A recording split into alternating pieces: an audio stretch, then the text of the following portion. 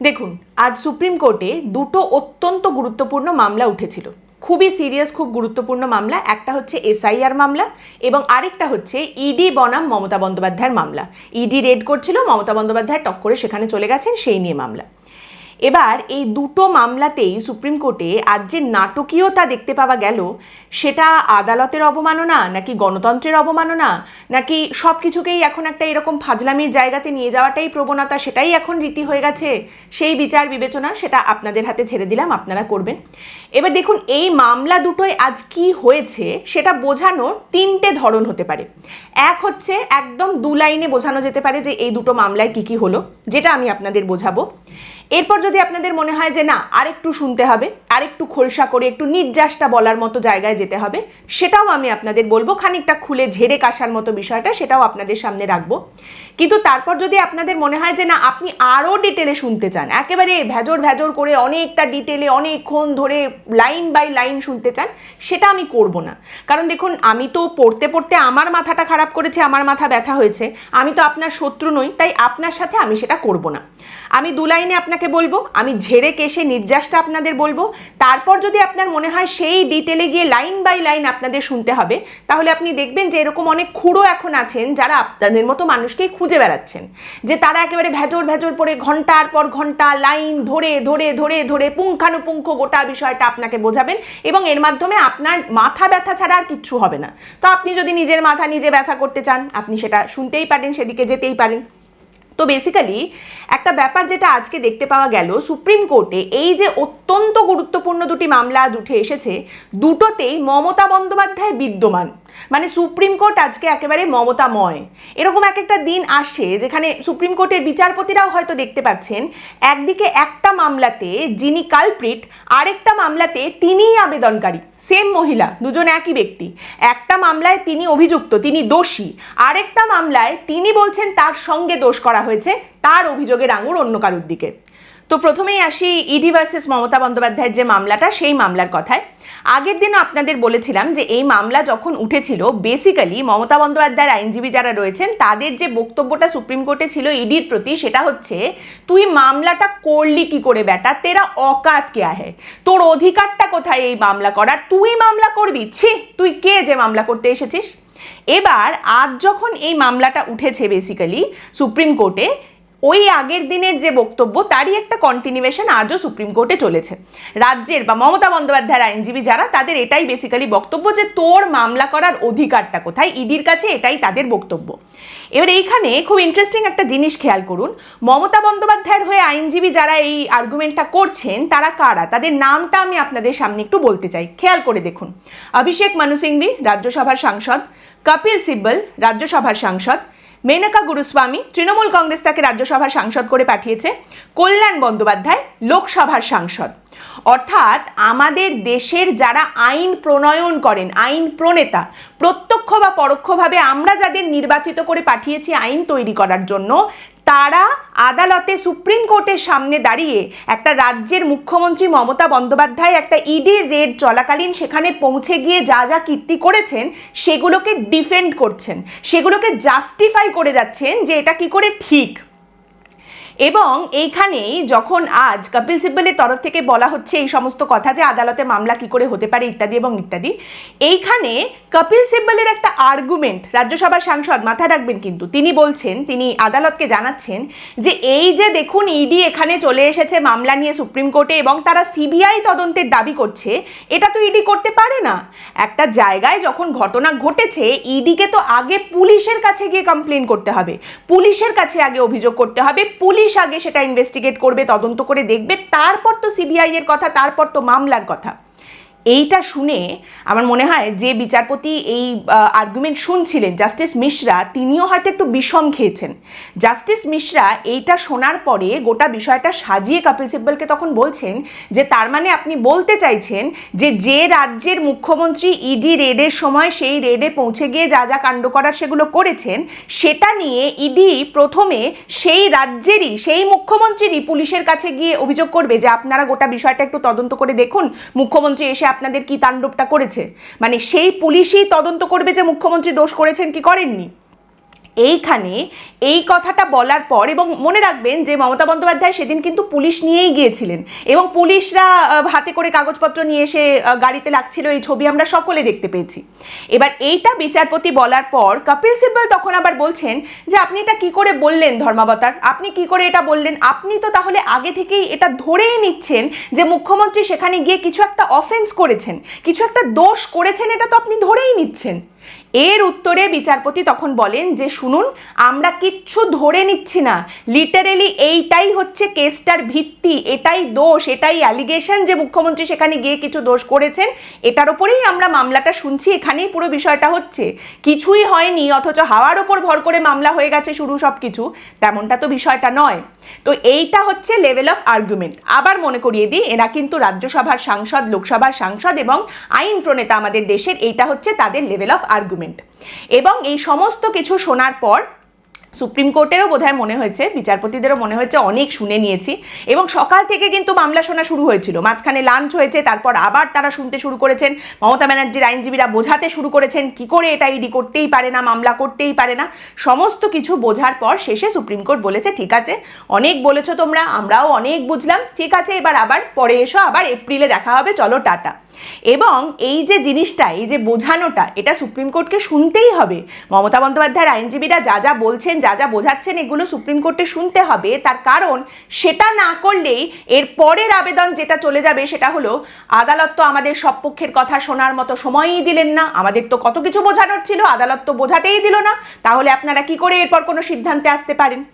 এবং এরপর যখন এপ্রিলে আবার মামলাটা উঠবে, তখন আপনি কি মনে করছেন যে অন্য কিছু নিয়ে আলোচনা হবে? না, আপনি দেখবেন এই রাজ্যসভার সাংসদ, আইন প্রণেতারা আবার বোঝাতে শুরু করবেন, তারা আবারও বলবেন দাঁড়ান মশাই, আমাদের তো কত কিছু এখনো বোঝানোর আছে, পরের ব্যাপার তো পরে, তদন্ত ট্রায়াল যা হবে সেসব তো পরে, বোঝানো আগে শেষ করতে দিন। সম্প্রতি দুটো এমন খবর সামনে উঠে এসেছে যার মাধ্যমে তুমুল বিতর্ক এবং গভীর অবিশ্বাসের জায়গা তৈরি হয়েছে, এবং দুটো ক্ষেত্রে নির্বাচন কমিশনের দুটো নির্দেশিকা সামনে উঠে আসছে। একটা নির্দেশিকা সম্প্রতি জারি করা হয়েছে নির্বাচন কমিশনের তরফ থেকে আমাদের রাজ্যের পুলিশকে উদ্দেশ্য করে, যেখানে নির্বাচন কমিশন বলছে যে কেন্দ্রীয় বাহিনীর জওয়ানরা এই যে নির্বাচনের সময় পশ্চিমবঙ্গে আসবেন, তারা যদি কোনো পদক্ষেপ নেন, তারা যদি কোনো কাজ করেন এবং তার ভিত্তিতে যদি কোনো অভিযোগ উঠে আসে কেন্দ্রীয় বাহিনীর জওয়ানদের বিরুদ্ধে, তাহলে সেই অভিযোগের ভিত্তিতে সরাসরি মামলা করা যাবে না, আগে সেই অভিযোগের ভিত্তিতে প্রাথমিক তদন্ত করতে হবে, তারপর জরুরি যা পদক্ষেপ নেবার দরকার সেগুলো নিতে হবে। এবার দেখুন, একদিকে এটা যেমন সত্যি কথা যে নির্বাচন কমিশন এখন এই নির্দেশিকা জারি করছে কারণ কেন্দ্রীয় বাহিনীর জওয়ানরা আসবেন, কথায় কথায় তাদের উপর মামলা করা হতেই পারে, পশ্চিমবঙ্গে সমস্ত কিছু নিয়ে কথায় কথায় একটা করে মামলা করে দেওয়া কোনো ব্যাপারই নয়, সেরকমটা হতে পারে, সেইটাকে আটকানোর জন্য নির্বাচন কমিশন এই পদক্ষেপের কথা, এই নির্দেশিকার কথা সামনে রেখেছে, এটা হতে পারে, সেটা আপনি বলতে পারেন। কিন্তু তারই সঙ্গে আবার মাথায় রাখতে হবে এই পশ্চিমবঙ্গে নির্বাচন চলাকালীন শীতলকুচির মতো ঘটনাও কিন্তু ঘটেছে। তার মানে এইখানে এই যে একটা দীর্ঘ সময় ধরে, অনেকগুলো বছর ধরে রাজ্য এবং নির্বাচন কমিশনের মধ্যে যে একটা মিসট্রাস্ট, একটা যে অবিশ্বাসের জায়গা, সেটা কিন্তু ক্রমাগত বেড়েই চলেছে। এবং তারই সঙ্গে এখানেই উঠে আসছে নির্বাচন কমিশনের আরেকটি নির্দেশিকার কথা, সম্প্রতি এটা সামনে এসেছে এবং সেখানে দেখা যাচ্ছে সেই নির্দেশিকায় নির্বাচন কমিশনের স্বাক্ষর এবং শিলমোহরের সাথে কেরালা বিজেপির শিলমোহর রয়েছে। এবার এইটা নিয়ে একটা সাংঘাতিক বিতর্ক তৈরি হয়েছে। অবশ্য নির্বাচন কমিশনের তরফ থেকে বলা হচ্ছে এটা কিছুই না, এটা জাস্ট একটা ছোট্ট ভুল, একটা ক্লারিক্যাল মিস্টেক, তাছাড়া আর কিচ্ছু এর মধ্যে নেই। কিন্তু অবশ্যই বিরোধীরা অন্য কথা বলছেন। বিরোধীদের বক্তব্য হচ্ছে যে নির্বাচন কমিশন বিজেপির হয়ে কাজ করছে, এটা একমাত্র তখনই হতে পারে যদি নির্বাচন কমিশনের কাগজপত্র সমস্ত কিছু বিজেপির অফিস থেকে বেরোয় বা বিজেপির অফিসটাই যদি নির্বাচন কমিশনের অফিস হয়ে যায়, তাছাড়া এরকমটা হওয়ার কথা নয়। এবার এখানেও দেখুন এই সময়টা এতটা গুরুত্বপূর্ণ, এখন বর্তমানে আমরা যে সময়ের মধ্যে রয়েছি, এর আগে এসআইআর এর একাধিক কাজ, নির্বাচন কমিশনের বিভিন্ন কাজ নিয়ে প্রশ্ন উঠেছে, পরিস্থিতি উত্তপ্ত, সামনে নির্বাচন রয়েছে, অন্য যে কোনো সময় এটা যদি সামনে আসতো সেটাকে হয়তো ক্লারিক্যাল মিস্টেক বলে চালিয়ে দিলেও দেওয়া যেতে পারতো। এই মুহূর্তে এটা সম্ভব নয় এবং এই মুহূর্তে এর মাধ্যমে আরো প্রশ্ন, আরো বিতর্ক তৈরি হবে, সেটাই খুব স্বাভাবিক। আবারও এখানে সেই রাজ্য এবং নির্বাচন কমিশনের মধ্যে মিসট্রাস্ট এবং তারই সঙ্গে কেন্দ্রীয় যে বিভিন্ন সংস্থা রয়েছে, ইডি বলুন, সিবিআই বলুন, নির্বাচন কমিশন, এখন দেখা যাচ্ছে সব কিছু নিয়েই মানুষের বিশ্বাস যেটা একদম তলানিতে চলে গেছে, সেখান থেকে বেরোনোর কোনো জায়গা দেখতে পাওয়া যাচ্ছে না। এবং এখানে এখান থেকেই আমরা চলে আসি আজকে সেই দ্বিতীয় গুরুত্বপূর্ণ মামলায়, যেখানে এসআইআর এর কাজের সময় রাজ্য সরকার এবং নির্বাচন কমিশনের মধ্যে অবিশ্বাস এতটা বেড়ে গেছিল, এতটা গভীরে সেই সমস্যা চলে গিয়েছিল যে 7 লক্ষ নাম যেগুলো বিবেচনাধীন ছিল তার দায়িত্ব গিয়ে পড়েছিল জুডিশিয়াল অফিসারদের ওপর। এবার এই যে এসআইআর এর মামলা যেটা সুপ্রিম কোর্টে উঠেছিল, আরেকটা যেটা গুরুত্বপূর্ণ মামলা, সেই কথায় আসি। দেখুন, এই মামলা এসআইআর সংক্রান্ত যা ঝামেলা পশ্চিমবঙ্গে হচ্ছে সেগুলোও যে বিচারপতিরা শুনছেন, প্রধান বিচারপতি সূর্যকান্ত বা বিচারপতি জয়মাল্য বাগচি, তারা তো কেউ এই পৃথিবীর বাইরের নন, তারাও এখানেই রয়েছেন, চারপাশে কি হচ্ছে না হচ্ছে সে সমস্তও তারা দেখছেন। তো সেখানেই আমাদের সুপ্রিম কোর্টের প্রধান বিচারপতি আজ একটা বিষয় বলেছেন। তিনি বলছেন যে আমি একটা আর্টিকেল পড়ছিলাম এই এসআইআর এর বিষয়ে এবং একটা জিনিস আমি নোটিস করলাম যে অন্যান্য রাজ্যে অন্যান্য জায়গাতেও তো এসআইআর এর কাজ হচ্ছে, কই সেখানে তো এত সমস্যা তৈরি হচ্ছে না, সেখানে তো স্মুথলি খুব বিষয়টা হচ্ছে, পশ্চিমবঙ্গের ক্ষেত্রে এত চ্যালেঞ্জিং হয়ে যাচ্ছে কেন, সবকিছু এত জটিল হয়ে যাচ্ছে কেন?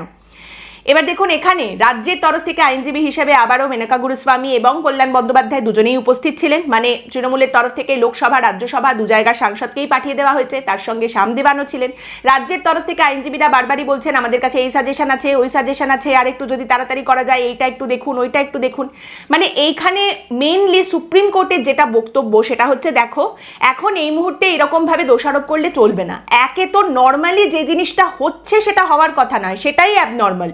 এই যে বিচারপতিদের উপরে দায়িত্ব দেওয়া হয়েছে, বিচারপতিদের দিয়ে কাজটা করানো হচ্ছে, এটাই তো হওয়ার কথা নয়। তোমরা নিজেদের মধ্যে ঝামেলা করেছো, রাজ্য সরকার এবং নির্বাচন কমিশন তারা নিজেরা ঠিক করে কাজটা করতে পারেনি, ঝামেলা ঝঞ্ঝাট এমন জায়গায় নিয়ে চলে গেছে যে ফাইনালি বিচারপতিদের উপর দায়িত্ব দিতে হয়েছে যে তারা এসে এসআইআর এর কাজ করবেন।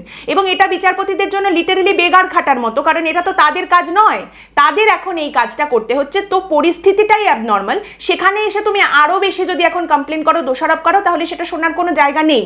এবং এইখানে দাঁড়িয়ে বিচারপতি জয়মাল্য বাগচি যে কথাটা বলেছেন সেটাই জাস্টিফাইড। তিনি বলছেন যে আপনাদের কোনো ধারণা আছে বিচারপতিদের উপরে, হাইকোর্টের বিচারপতিদের উপর, পশ্চিমবঙ্গের বিচারপতিদের উপর আমরা কতটা চাপ দিয়েছি, দিন রাত এক করে তারা কাজ করছেন। এটা দোষারোপ করার সময় নয়। কমিশনকে বলবো ধাপে ধাপে কাজটা যাতে সুষ্ঠুভাবে সম্পন্ন হয়, আপনারা কলকাতা হাইকোর্টের প্রধান বিচারপতি এবং তার দলকে সেভাবে সাহায্য করুন।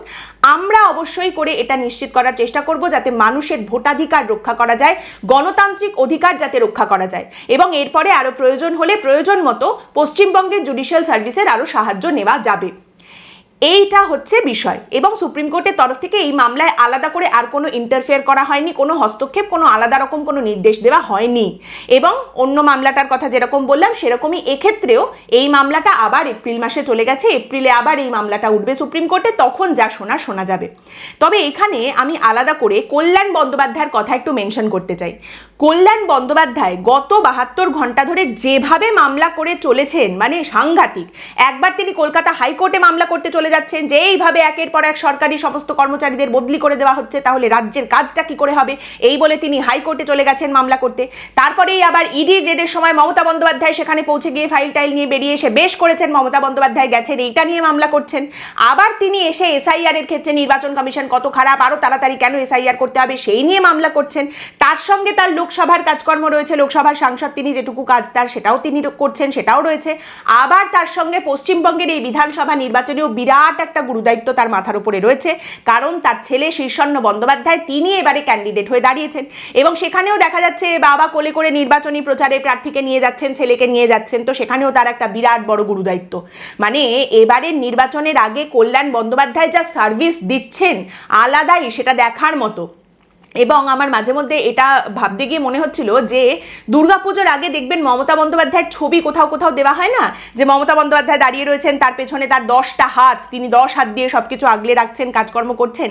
সেই রকমই কল্যাণ বন্দ্যোপাধ্যায়ের এইবার এত কিছু একসাথে সামলানোর জন্য অন্তত 10টা মাথা, না সেটা করলে তো আবার রাবণ হয়ে যাবে, দরকার নেই, 10টা পা অন্তত তার দরকার, যাতে যেখানে যেখানে তাকে মামলা করতে যেতে হবে, প্রচার করতে যেতে হবে, লোকসভার কাজে যেতে হবে, তিরিং বিরিং করে যাতে তিনি সব জায়গায় চলে যেতে পারেন।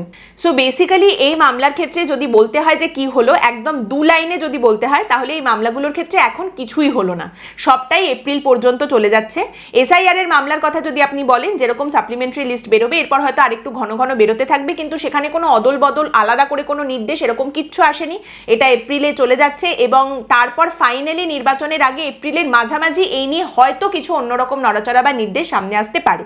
এখন আপাতত এখানে কোনো রকম বদল নেই। আর মমতা বন্দ্যোপাধ্যায় ভার্সেস ইডির যে মামলাটা, সেটার কথা যদি বলেন তাহলে সেটাকে তো জাস্ট টানা হচ্ছে, টেনে এপ্রিল পর্যন্ত নিয়ে যাওয়া হয়েছে, তারপর ওটাকে টেনে আরেকটু দূরে ফেলে দিলে মানে মোটামুটি নির্বাচনটাকে পার করে বেরিয়ে যাওয়া যাবে টানতে টানতে। তারপরে নির্বাচনের ফলাফল বেরোনোর পর যদি দেখা যায় মমতা বন্দ্যোপাধ্যায় এবার জিতেছেন তাহলে এই মামলার এক সিনারিও হবে, আর যদি দেখা যায় মমতা বন্দ্যোপাধ্যায় পরাজিত হয়েছেন তাহলে সেক্ষেত্রে একটা অন্য সিনারিও দেখা হবে। বেসিক্যালি ব্যাপারটা হচ্ছে যে আমাদের পশ্চিমবঙ্গে এতদিন সার্কাস চলছিল, সেটা এখন ট্যুরিং সার্কাস হয়ে গেছে, সেটা সেই পশ্চিমবঙ্গের সার্কাসকে এখন সুপ্রিম কোর্টে নিয়ে যাওয়া হয়েছে। আজকের পর্ব এখানেই শেষ করছি। আপনাদের মতামত অবশ্যই জানাবেন। পরের দিন দেখা হবে অন্য একটি বিষয় নিয়ে আলোচনায়। ভালো থাকবেন।